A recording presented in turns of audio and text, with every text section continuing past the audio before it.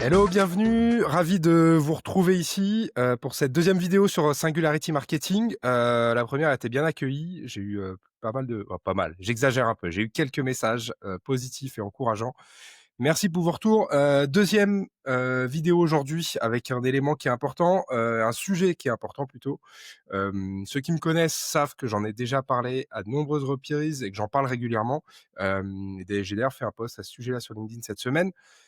Je vais revenir dessus aujourd'hui et on va s'en parler dans Singularity Marketing. Le sujet du jour, en fait, c'est simple, hein, et je l'avais fait avec une accroche qui est hyper directe, hyper transparente. C'est en fait le gros marketing a quelque part détruit une génération de marketeurs et personne ne le dit. Alors, une génération, j'exagère, mais en tout cas, les gens de nos âges qui ont connu l'arrivée puis l'explosion, alors pas au moment vraiment où ça s'est fait aux US, avec quelques années de décalage évidemment, mais disons il y a une dizaine d'années, il y a vraiment eu un impact sur les méthodes de travail, sur le mindset, sur la manière de voir notre métier et avec des avantages et des inconvénients. Et c'est ça dont je voudrais reparler aujourd'hui à la faveur d'un événement, enfin d'une discussion que j'ai eue il y a quelques jours. Ça part souvent de là, en fait. Moi, les idées, on me pose parfois la question, mais c'est vrai que j'ai souvent dans des discussions, des échanges avec les gens que je rencontre. Donc là, c'était vraiment ça.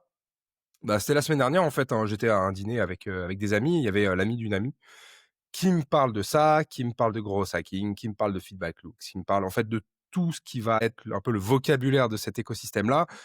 On a discuté un petit peu, puis c'est vrai qu'est arrivé le moment hyper fatidique et important pour moi où je lui ai dit: «OK, mais du coup, au-delà de cette approche-là, qu'on en pense qu'on en veut, c'est quoi la stratégie vraiment marketing de la boîte et qu'est-ce que vous cherchez en fait à produire et comment vous allez y arriver, quoi?» Bon voilà, en fait, en vrai, la discussion, elle a tourné court. Alors, c'était sûrement pas exactement le meilleur profil pour parler de ça au sein de la boîte, mais en tout cas, c'est intéressant et c'est surtout une réaction symptomatique, parce qu'on en croise beaucoup. Alors, c'est quoi le souci, en fait, au fond? Parce qu'on va me dire: «Je fais des histoires, je viens challenger des choses et cetera». Je fais pas forcément des histoires, mais je pense qu'il y a une vraie problématique dans le marketing et dans le marketing en France, elle existe aussi cette problématique. C'est que le gros, c'est à populariser une méthode de travail, un mindset, des process, une méthodo, une approche qui n'existait pas vraiment dans le marketing et qui nous a en fait transformés en poseurs de tuyaux parfaits, mais qui va du coup, par effet de vase communicant, réduire en fait le temps passé et l'énergie passée sur ce qu'on met à l'intérieur de ces tuyaux, ce qui va vraiment circuler dedans. Or, cette matière-là, c'est vraiment la matière qui crée la valeur, qui crée la conviction et qui crée l'engagement. Et donc, on se retrouve avec des gens qui sont en capacité, d'un côté, d'optimiser un funnel, qui n'existe pas d'ailleurs, mais ça c'est encore un autre débat, on en reparlera, mais en fait qui ont du mal à concrètement expliquer quelle est l'approche marketing. Et c'est vraiment ça en fait contre lequel aujourd'hui je veux m'élever, parce qu'en fait on nous a vendu une sorte de marketing moderne, copier-coller sur de la science, et forcément il y en a. Il y a de la méthodo, il y a des process, il y a des métriques, il y a de la technique, et en fait on est rentré dans un tropisme où plus c'est technique, plus c'est efficace. On est vraiment dans cette approche très ingénierisée en fait finalement, donc on a formé depuis 10 ans des ingénieurs marketing qui optimisent ces process, mais finalement qui se posent pas tellement la question de pourquoi ces process existent et qu'est-ce qu'ils véhiculent. Et donc, on est vraiment en fait aujourd'hui dans cette approche-là, et je le vois de plus en plus à travers ce que je vois online, mais à travers les discussions que j'ai, à travers la manière dont les boîtes staffent dans leurs équipes. Et on le voit en fait très concrètement, c'est-à-dire que on va se retrouver dans des startups, des scale-up avec des marketeurs qui vont être très bons sur une optimisation de quelques points de taux de conversion, mais qui vont peut-être pas forcément derrière aller s'interroger sur le churn et le pourquoi du churn, et aller vraiment remettre en perspective de l'audience et de son profil, ou des boîtes où la B-test est vraiment dans la religion de la société en question, et c'est hyper important pour essayer de favoriser, de driver les leads, driver la conversion là aussi. Mais en fait, derrière, quel est l'impact que ça a vraiment sur le business en bout de chaîne? Les leads, c'est une chose. Ça aussi, c'est un autre élément dont il faudra qu'on reparle. Quel est vraiment l'impact derrière? Donc voilà, donc être en capacité de mieux maîtriser en fait les éléments stratégiques de son marketing, même à un niveau plus opérationnel. C'est-à-dire que là aussi, on va me dire: «OK, mais en fait, c'est le boulot du CMO, c'est le boulot du leader marketing qui est en place», et je dis: «Non». Je pense que le gros manager ou quoi que ce soit qui est sur le terrain, le copywriter, la personne qui est en charge du trafic, des ads, de l'acquisition, de la fidélisation, tout ce qu'on veut, doit être capable en 2 lignes de maîtriser ce narratif-là. Certes, tu connais ton cas qui était LTV, c'est très bien, mais il faut connaître en fait les fondements marketing au-delà des métriques. Et je pense que ça, c'est vraiment quelque chose de très important. Et si je vais plus loin, en vrai, si on se dit la vérité là-dessus, c'est que le gros hacking a un peu industrialisé le fait de se dire: «OK, mais c'est pas grave si je sais pas, vu que je maîtrise les process, je maîtrise la technique» et a fortiori dans l'environnement tech, startup, c'est assez présent et donc de plus en plus, on voit en fait des profils de gens qui ne viennent pas du marketing. Alors ça, c'est pas un problème, tout s'apprend, mais qui pensent qu'on peut faire du marketing sans comprendre son marché, son audience, ses clients, sa différenciation, sans l'interroger et sans l'adapter et sans faire ce passage de la stratégie à la tactique en permanence et donc du coup, on a une génération de travailleurs qui en fait sont bons sur les métriques, mais qui ont du mal à vraiment justifier la valeur créée. Et ça, je pense que c'est un souci à 2 écarts, c'est que on peut se retrouver au bon endroit au bon moment avec ces méthodos à un moment et ça fonctionne. Et deuxième problème, si le marché se retourne, c'est très compliqué à retrouver, vu qu'on n'est pas en capacité de maîtriser pourquoi on a réussi à faire ce qu'on fait, au-delà des process et des métriques, j'entends. Deuxième point, les vanity metrics marketing intéressent que les marketeurs. Il faut quand même se le dire et ça va pas intéresser, les dirigeants, les boards, les boss, les N+1, +2, +1000. Ça aussi, c'est une vraie problématique. Donc, fort de ça, une fois qu'on a posé un peu ce contexte-là, comment on va aller réparer ça quelque part? Déjà, je pense qu'il faut arrêter, alors moi le premier, mais nous tous, de chercher à recruter que sur des compétences d'exécution. C'est-à-dire qu'en fait, oui, pour des juniors, je vais aller chercher quelqu'un bon en social ads, quelqu'un bon en automation, quelqu'un bon en ce qu'on veut. OK, pas de souci.